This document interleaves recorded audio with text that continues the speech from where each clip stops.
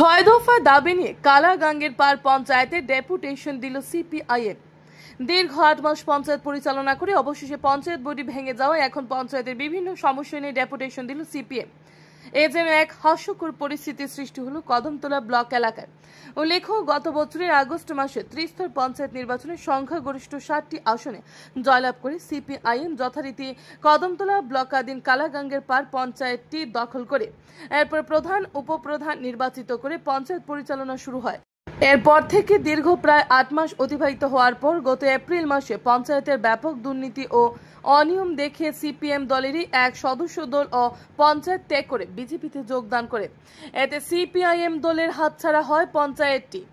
এরপর থেকে প্রায় ২ মাস অতিবাহিত হয়ে গেল, এখনো পর্যন্ত কোনো রাজনৈতিক দল সংখ্যাগরিষ্ঠতা দেখিয়ে পঞ্চায়েত পরিচালনা করতে পারেনি। এতে স্বাভাবিকভাবেই থমকে রয়েছে বিভিন্ন উন্নয়নমূলক কাজ থেকে শুরু করে পঞ্চায়েতের সব সরকারি কাজও। এমত অবস্থায় আজ সোমবার দুপুর নাগাদ একটি সিপিআইএম দলের পক্ষে ৬ দফার বিশেষ দাবি সনদের ভিত্তিতে এক প্রতিনিধিমূলক ডেপুটেশন প্রদান করা হয় কালাগাঙ্গের পার পঞ্চায়েতের সচিব তাপস সূত্রধরের নিকট। তাদের দাবিগুলির মধ্যে রয়েছে পঞ্চায়েত এলাকায় রেগার কাজ শুরু করা, পঞ্চায়েত এলাকার বিভিন্ন গ্রামীণ রাস্তাগুলোকে পিডিএফ এবং এফএফসি ফান্ড থেকে সংস্কার তৈরি করা, বন্যায় ক্ষতিগ্রস্ত কৃষকদের আর্থিক অনুদান প্রদান করা, প্রধানমন্ত্রী আবাস যোজনায় প্রকৃত গরিব মানুষদের সার্ভের মাধ্যমে ঘর প্রদান করা ও পঞ্চায়েতের বাৎসরিক হিসাব পেশ করা ইত্যাদি। এদিকে এদিনের এই ডেপুটেশনের নেতৃত্বে ছিলেন কদমতলা কুর্তি বিধানসভার বিধায়ক ইসলাম উদ্দিন, কদমতলা পঞ্চায়েত সমিতির সদস্য জহরুল হক সহ অন্যান্য আঞ্চলিক নেতৃত্বরা।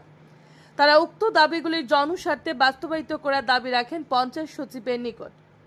Bureau report R A. ধর্মনগর। কালাগাঙ্গের গ্রাম পঞ্চায়েতে ৬ দফা দাবি ভিত্তিতে আজকে গণডেপুটেশনে মিলিত হয়েছিল। এই দাবিগুলোর মধ্যে উল্লেখযোগ্য হলো আমাদের অতি সত্বর কালাগাঙ্গের গ্রাম পঞ্চায়েতে রেগার কাজ শুরু করা, কারণ গ্রামের মানুষের হাতে টাকা নেই, কাজ নেই, মানুষ খুব অসহায় আছেন। প্রচণ্ড বৃষ্টির ফলে বন্যা এলাকা অর্থনৈতিকভাবে খুব সমস্যা, তাই আমরা বলছি খুব তাড়াতাড়ি রেগার কাজ শুরু করা এবং রাস্তাঘাট, গ্রামীণ রাস্তাঘাট বেহাল অবস্থা, মানুষের চলাচলের উপযুক্ত নয়, সেই রাস্তাগুলা মেরামতি করে যাতে মানুষের চলাচলের উপযুক্ত করতে পারেন সেটা আমরা দাবি রাখছি।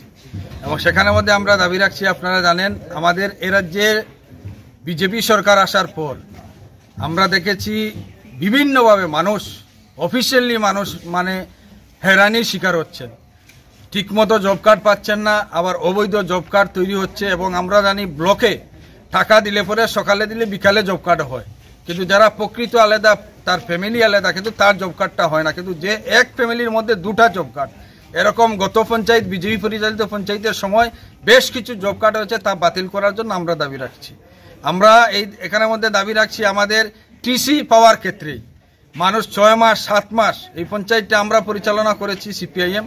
তো আমাদের প্রথম পঞ্চায়েতের সিদ্ধান্ত রেজলিউশন করে ব্লকে দেওয়া হয়েছে, যারা পরিবার আজ থেকে 10-12 বছর আগে আলাদা হয়েছেন, সরকারি গাইডলাইন অনুযায়ী তার যে পরিবার আলাদা হবে, পৃথক হবে, সমস্ত রেকর্ড দিয়েও আজ পর্যন্ত তাদের ফ্যামিলিগুলো আলাদা হচ্ছে না। কোন জায়গার মধ্যে সমস্যা, যাতে এই পৃথক পরিবারগুলো যাতে খুব তাড়াতাড়ি হয়, যারা দরখাস্ত দিয়েছেন যাদের বৈধ কাগজপত্র আছে যাতে হয়, এই দাবিটা আমরা এখানের মধ্যে রাখছি। এবং আমরা সেখানের মধ্যে আমরা দাবি রাখছি আমাদের গ্রাম পঞ্চায়েত এলাকার মধ্যে আমরা দেখেছি আমাদের এই পঞ্চায়েত, বিগত পঞ্চায়েত পরিচালনার সময়ে বিজেপি যখন পরিচালনা করেছিল, বিজেপির মেম্বার যারা ছিলেন তাদের গড় করার ক্ষেত্রে সাধারণ গরিব মানুষের জব কার্ডটা ব্যবহার করেছেন।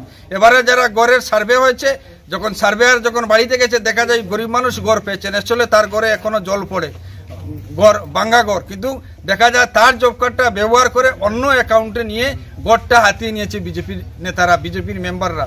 আমরা বলছি তাদের সঠিক তদন্ত করে যে সার্ভেটা হচ্ছে সেই সার্ভে অনুযায়ী যাতে এই গরিব মানুষ যাতে গড় পায়, এই জব কার্ড যেটা কেলেঙ্কারি হচ্ছে তা বের করে দিয়ে যাতে সঠিকভাবে গরিব মানুষ গড় পায়। এই কয়েকটা দাবি নিয়ে আমরা আজকে কালাগাঙ্গের গ্রাম পঞ্চায়েতে আজকে আমরা গণডেপুটেশন মিলিত হয়েছি।